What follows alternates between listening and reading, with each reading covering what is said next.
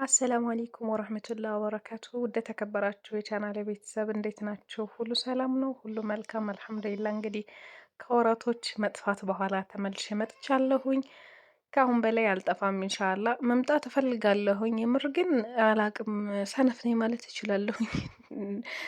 ምንም በቃ እንደዚህ ቀረጻ ላይ ምናምን በጣም ሰነፍ ነኝና እንዴት ናቸው? የምር ደግሞ ሰዎች የሚዲያ ሰው ይሆናል አይደል? ወደ ሚዲያ ስትወጡ ስትቀሩ ሚዲያ ላይ ስትሰሩ ኑራችሁ ስትቀሩ የሆነ ነገር ቅርቅር ይላል እና እንደዛ ብለው ሲሉ ሰዎች በፊቱ እውነት አይመስለኝም ነበርና አሁን ላይ ግን የእውነትም የምርም ቅርቅር ይላል። ወላሂ እኔ በቃ ከመናፈቅ የተነሳ እየገባሁ ቻናሌን የማይበት ሰዓት አለኝ አልፎ አልፎ ማለት ነው። እና በጣም ነው የሚናፍቀው።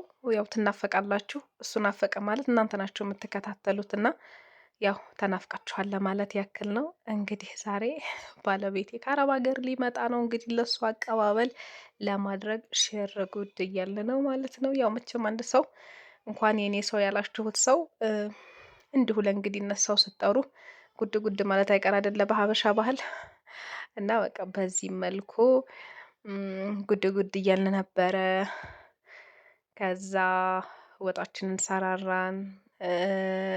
ዳቦም እንደዚህ ኬኩንም ሁሉንም ቡናውንም ሁሉንም ታውታላችሁ። ያው በስስ በስሱ ነው እንጂ የእውነት እንትን አይልም። የሆነ ሰርታችሁ በመካከል ትረሱታላችሁ ቀረጻው ማለት እኔ እንትን የሚሰሩ ሰዎች ቭሎግ የሚሰሩ ሰዎች በጣም ጎበዞች ናቸው። ከጧት እስከ ማታ ድረስ ውሏቸውን ሲያሳዩ በመሀል የሚረሱት ፓርት ሊኖር ይችላል። በእርግጥ ግን እንደዛም ሆኖ ጎበዞች ናቸው በቃ ሲሰሩና እኔ ይችን አንኳር አንኳር ነገሯን እንኳን ለመቀረጽ ፈልጌ ልቀርጽላችሁ ፈልጌ ብቻ በአጠቃላይ እኔ እንደውም ቀልብ የለኝም፣ ድሮም ቀልብ የለኝም። በቃ ጭራሽ ደግሞ እንደዚህ አይነት የሆነ ቦታ ግማሽ ደርሼ እንደገና ትዝ ይለኛል። በቃ እዚህ ድረስማ ደርሼ እንደገና ካሜራ አላነሳም። ተውና ደግሞ ስራ ስራዬን ነው። በተለይ እጄ ስራ ከያዘ ስልክ ለመያዝ እንኳን አይደለም ልቀርጽ ይቅርና ማለት ነው ስራችሁን የሚያስተጓጉል ወደኋላ የሚያደርግ ይቅርና ሲደወልብኝ ራሱ ማላነሳበት ሰዓት አለ ስራዬን ስጨርስ ብዬ ማለት ነው። እና የዚህ አይነት ሰው ነኝ እኔና በመካከል ነው እንደገና ትዝ የሚለኝ እና ያው እንደዚሁም ቀረጻ ላይ ብዙም ጉብዝናው የለኝም እና ግን ያለውን ነገር ለእናንተ ለማሳየት የሆነ የምትናፍቁ ፓርት ነገር ይኖራል። እኔ አረብ ሀገር ላይ ሆኜ በጣም ኢትዮጵያ ላይ የምትሰራው የምትጠጣው ቡና ይሄ አብሮ መቀማመጡ ጀማዓው የሆነ እንደዚህ ቤስ ቤስ ሲባል እንደዚህ ኩሽና ምናምን እንደዚህ በኩሽና መስራት ለራሱ በእንጨት መስራት በእንጨት መጋገር የሚናፍቅብኝ ጊዜ ነበርና ያ ነገር ይኖር የለ በቃ ከዛ አንፃር ነው የምቀርጽላችሁና እንጂ ምንም የተለየ አሰራር ወይ የተለየ ሙያ ምናምን ኖሮኝ አይደለም። ብቻ የሆነ ነገር ትናፍቃላችሁና ያን ነገር ለማሳየት ነው። እናንተም ደግሞ በሰላም በጤና ለሀገር አብቅቷችሁ ከሙሉ ጤናችሁ ጋር አብቅቷችሁ በቤታችሁ ጉድ ጉድ ለማለት ያብቃችሁ። እዚህ ደግሞ ወጣችን በጎን እየበሰለ ነበረ። እዚህ ደግሞ በጎን ዳቧችንን ማብኳት ጀመርን። አሁን ላይ በጣም ብርድ ነው ብታዩት። ብርዱ ልነግራችሁ አልችልም። ከምስል ነው ያወጣን። ይሆን አለ አይደለ ይነት ይሄ የኔ ጅስም ነው እስከ ማለት ደረጃ ነው የምትደርሱት እና በጣም ነው የሚባረደው ብታዩት። በጣም ሰውነት የሚበርዝ ነው። ጠዋት ወደ አድርጋችሁ ሶላት ለመስገድ ከባድ ነው። ከባድ ኢማን ነው የሚጠይቁ የሚገርማችሁ በጣም ማለት ነው።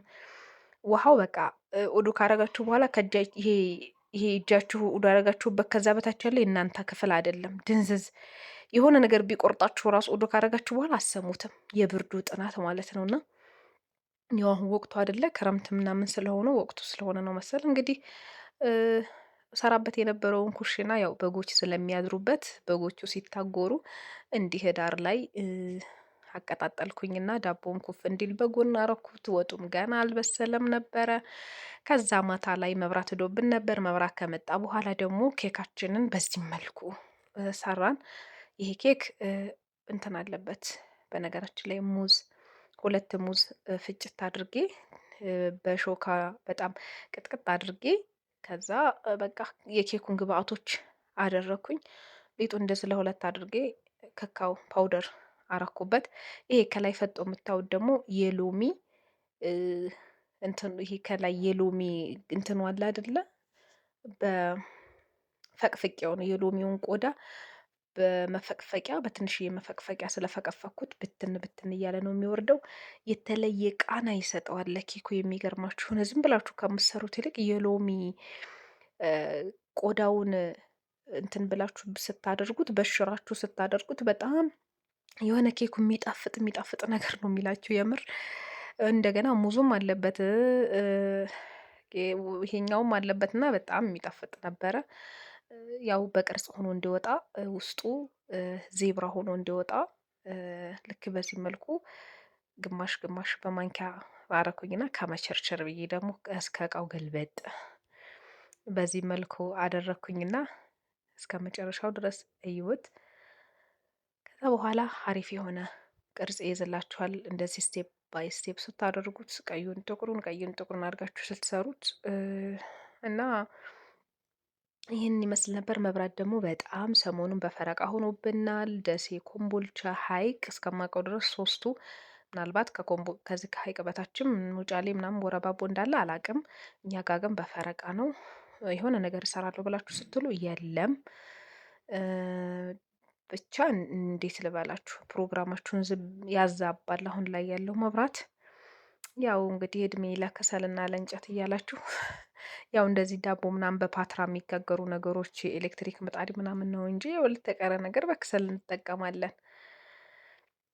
ያው ብዙም አያሳስብም። ግን እንደዚህ የሆነ ነገር ለመጋገር ስትፈልጉ በፓትራ ምናምን ግዴታ ያስፈልጋችኋል። ልክ እንደዚህ መጨረሻ ላይ ቅርጹ እንዲወጣላችሁ በዚህ መልኩ ታደርጉታላችሁ። በአራቱም አቅጣጫ ወይ በአምስት አቅጣጫ እንደዚህ ስታደርጉት የፍላወር አይነት ቅርጽ ይይዝላችኋል። በኋላም ኬኩ ሲቆረስም ሆነ ለእይታ በደንብ የሚያምር ይሆንላችኋል ማለት ነው።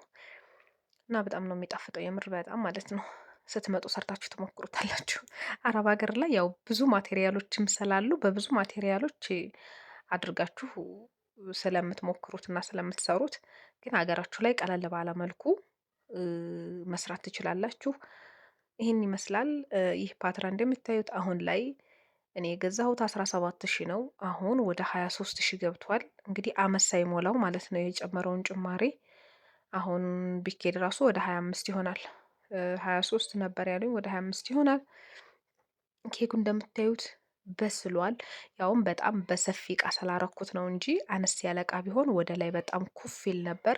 እኔ ግን ዝርግት ባለ እቃ ስላረኩት ኬኩ ስስት ብሎ የሚጣፍጥ በጣም ሳይሳሳ በቃ ቆንጆ ነው የሆነው። የምር ነው የምላችሁና በጣም ይጣፍጣል።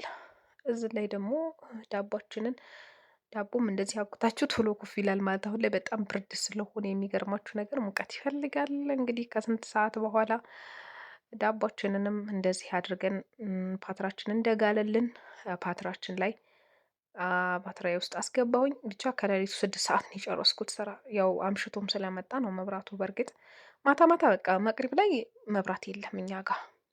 ከረፋዱ እንደዚህ ከ4 ሰዓት ምናምን ጀምሮ ደግሞ የለም እስከ ዙሁር ድረስ ምናምን።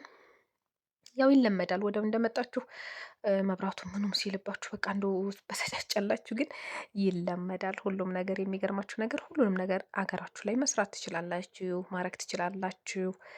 በቃ ልክ እንደዛው ይሆን ባይባልም ኑሮ በዘዴ ነው። እንደዚህ እንደምታዩት ይሄ አይደርቄ ጎመን አለ አይደለ? ኮባ ስላጣሁኝ በአይደርቄ ጎመን ከላይ ሽፍን አደረኩት። በቃ እንዳይሰነጣጠቅ ምን እንዳይል ረድቶታል። እንግዲህ ይህን ይመስል ነበር። ዳቦም ኬኩንም እየበላም ማለት ነው። ተሰባስበን የወንድሜ ሚስት መጣች። የወንድሜ ልጅ ናት። ፉሸሩን በጭንቅላቱ ደፋችው።